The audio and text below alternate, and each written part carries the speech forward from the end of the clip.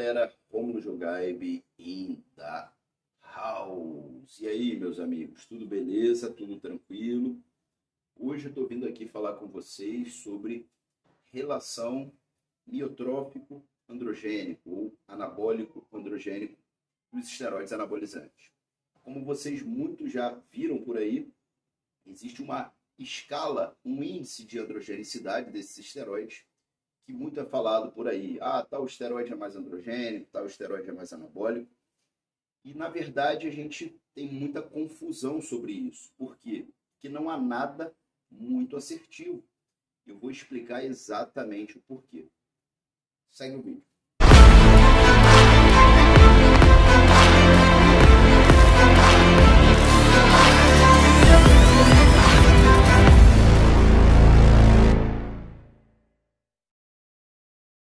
Então vamos lá. Afinal, o que é efeito anabólico? O que é efeito androgênico? Bem direto ao assunto. Efeito anabólico é tudo que um usuário de esteroide quer quando inicia o uso. Ele quer ganho de massa muscular. E relacionado a isso, a gente tem também um ganho de massa óssea. Então, o efeito anabólico do esteroide, quando a gente se refere-se ao ganho de massa muscular e de massa óssea que o esteroide anabolizante promove. Quando a gente fala de efeito androgênico, a gente está falando de efeitos que geram caracteres sexuais secundários do homem. Que caracteres sexuais são esses? Queda de cabelo, entrada de cabelo, mas cabelo com um padrão de queda de cabelo, engrossamento da voz, oleosidade de pele, alargamento do pênis, crescimento do clitóris, distribuição de pelos corporais no padrão masculino. Então, esses efeitos androgênicos, a gente não quer que apareçam, por exemplo, numa mulher.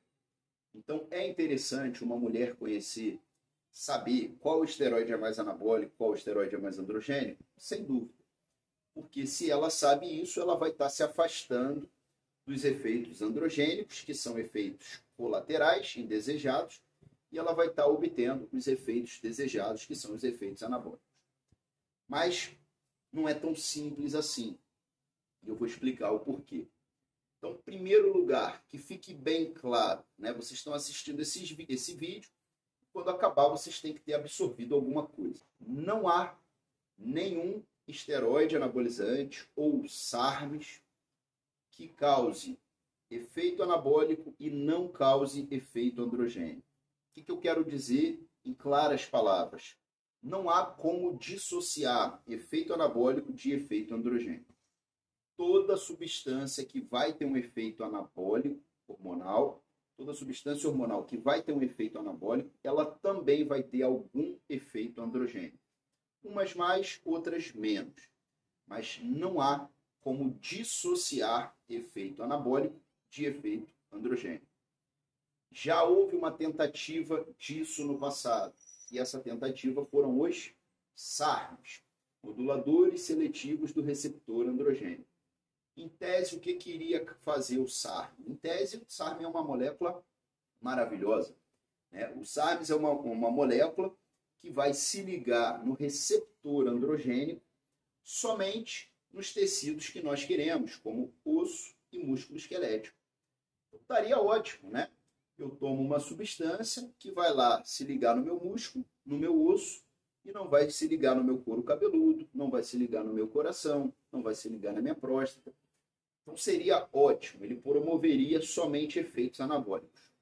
Mas na prática, o que ocorreu? Ele falhou. Os SARMs também têm efeito androgênico, sim senhor.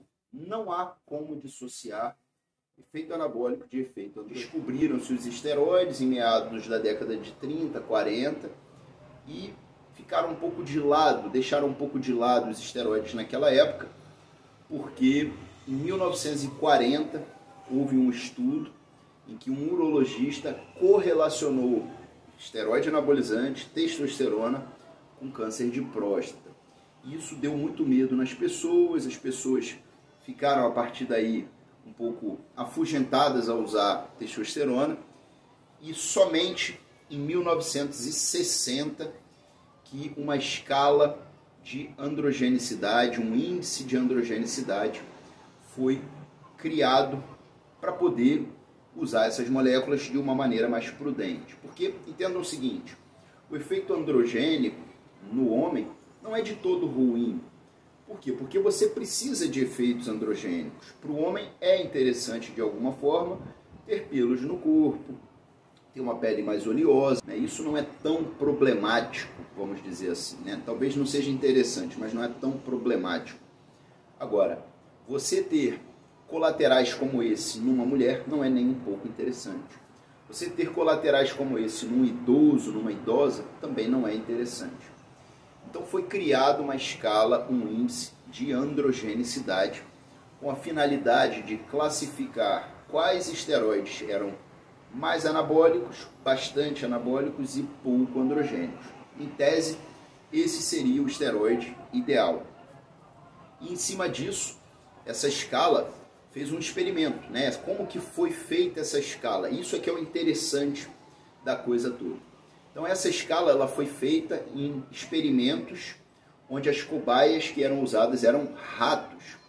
Então o que eles faziam? Eles pegavam ratos jovens, castravam esses ratos antes deles entrarem na puberdade e davam somente um esteroide anabolizante. Então pegava o ratinho lá, castrava ele antes dele entrar na puberdade. Puberdade é o quê? O momento que você tem o máximo de produção hormonal do seu testículo.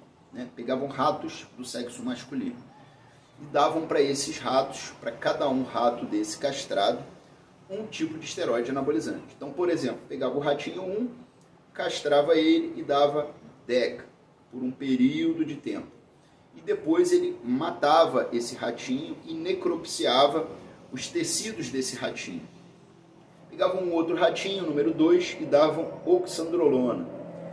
Ficava por um período de tempo recebendo a oxandrolona, depois matava esse ratinho e necropsiava os tecidos desse ratinho.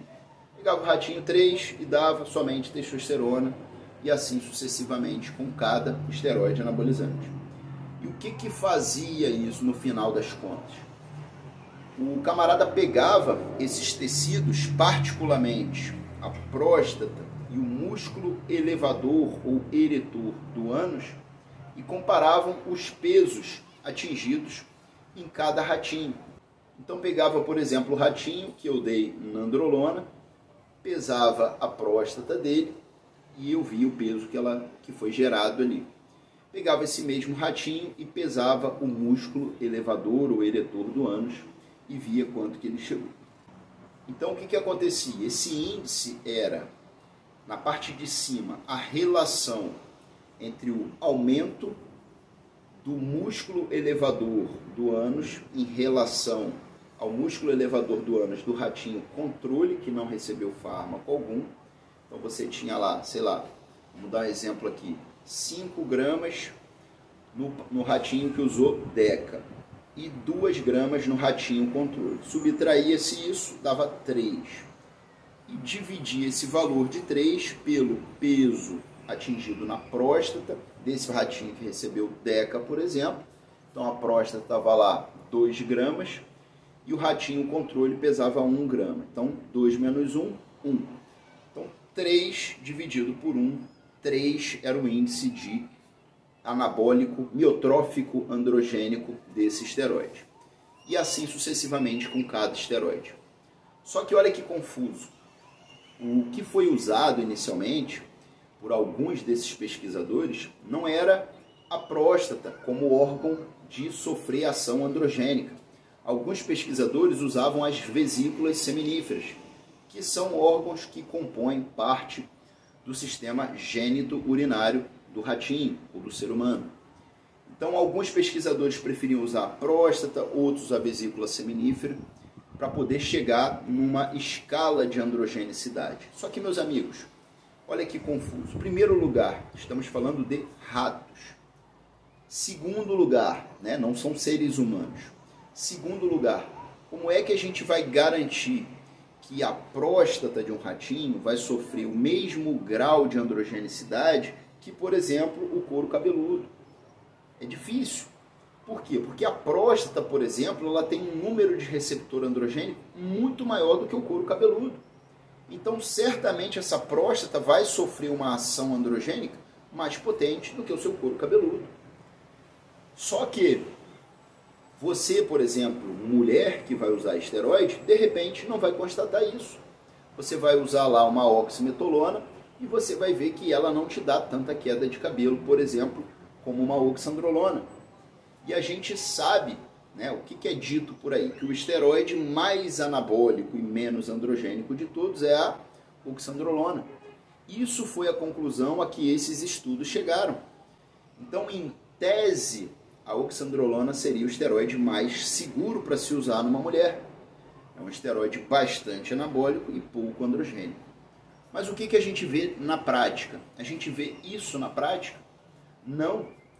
A gente vê que oxandrolona tem os seus ganhos anabólicos, mas ela, por exemplo, é muito menos anabólica do que uma trembolona. A gente vê, por exemplo, na prática, que a oxandrolona é muito menos anabólica do que a oximetolona. A oxandrolona, por exemplo, na prática, é muito menos anabólica do que o dianabol. Então, a gente fica aí com um conflito de ideias em que os pesquisadores, a ciência fala que a oxandrolona é bastante anabólica e pouco androgênica, e quando a gente vai para a prática real, a gente vê outra coisa. Então, o que eu quero dizer com tudo isso?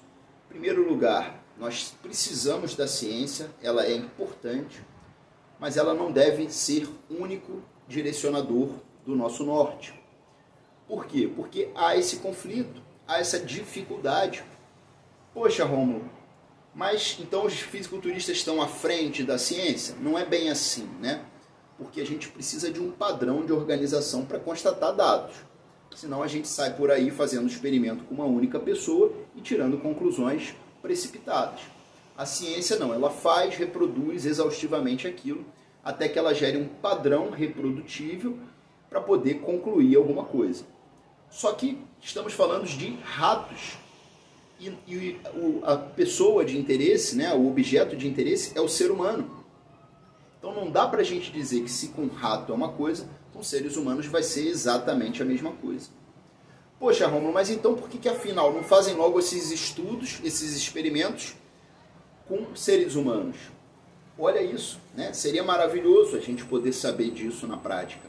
Mas entenda, olha o experimento feito com os ratos, o que foi preciso fazer nesses ratos antes que eles entrassem na puberdade e tivessem seus órgãos genitais maturados. Eles eram castrados e eram submetidos a um regime de tempo de vida, recebendo um único esteroide anabolizante. Como é que você vai fazer, como é que você vai reproduzir isso num ser humano? Não dá. Você vai pegar um ser humano e vai castrar ele antes dele entrar na puberdade e vai dar só um único esteroide para ele e vai falar, ó, daqui a 5 anos eu vou matar você e vou necropsiar em nome da ciência. É claro que não. Então isso não pode ser feito em seres humanos. E uma análise bem fria e objetiva foi exatamente o que fizeram com os ratinhos. Só que a gente tem que entender que a ciência tem as suas barreiras éticas, sem a menor sombra de dúvida. Isso é completamente aceitável. Nós não vamos querer submeter um ser humano a doses, castrar esse ser humano, submeter ele um período de vida a doses única e exclusiva de um único esteroide e depois matar esse ser humano e necropsiar a próstata e o músculo elevador do ânus. Então, essa é a grande limitação. E o que eu quero dizer hoje aqui para vocês? Não ignorem a ciência é importante, sem dúvida, mas a observação de nós marombeiros que fazemos a nossa ciência, o nosso pro-science, também tem a sua valia, sem a menor sombra de dúvida. Porque nós nos submetemos a substâncias, a dosagens, a condições que a ciência não pode nos submeter. Então, qual é a mensagem para a gente levar para casa? Essa história toda de anabólico androgênico. Não levem ao pé da letra quando alguém fala que leu aqui ou leu ali, leu um artigo e falou que tal esteroide é mais anabólico ou mais androgênico. Por quê? Porque são ratos. não são seres humanos e são órgãos que podem ter mais ou menos receptores androgênicos e por isso sofrer um ganho maior de peso, um tamanho maior quando submetido àquele hormônio. Então essa mensagem fica para a gente o quê? Bom, é importante o estudo científico? Sim, e é importante a observação do marombeio. Quando eu falo isso, eu não estou querendo incentivar ninguém a ir fazendo experimento por aí. Mas existem pessoas sim que estão fazendo esses experimentos, que estão fazendo esses usos. E quando você pega um profissional que está acostumado a trabalhar com esse tipo de público, acostumado a constatar na prática quais esteroides são mais problemáticos, dão efeitos mais androgênicos e efeitos mais anabólicos, você vai criando um repertório de observação, de padrão, né? Um repertório de padrões com cada esteroide. Então você procurar um profissional que tem uma experiência prática acaba fazendo o quê? Fazendo com que você evite se submeter a efeitos colaterais desnecessários. E eu vou dar um exemplo aqui sobre isso. Existe um esteroide que as pessoas falam bastante, como se fosse o santo graal do ganho de massa muscular, que é a trembolona, que é um esteroide veterinário, e que fala-se por aí, de acordo com esse índice de androgenicidade, que ele é um esteroide muito androgênico. Mas quando a gente vai ver na prática, ele não causa tantos efeitos colaterais masculinizantes. Não estou falando que é um esteroide inerte e que deva ser usado. Mas outros esteroides, como por exemplo a oxandrolona, acaba tendo mais efeitos colaterais masculinizantes do que uma trembolona, por exemplo. Então, lógico, é tudo uma questão de dose, de você ir tateando essas doses para você não se submeter a um efeito colateral desnecessário, principalmente as mulheres, né? E uma questão de você observar padrões com certas doses. Então, em cima disso, você vai criando um aprendizado, você vai obtendo um conhecimento no uso dessas substâncias. Tá certo, meus amigos? Espero que eu tenha contribuído para alguma coisa no conhecimento de vocês. Vejo vocês no próximo vídeo.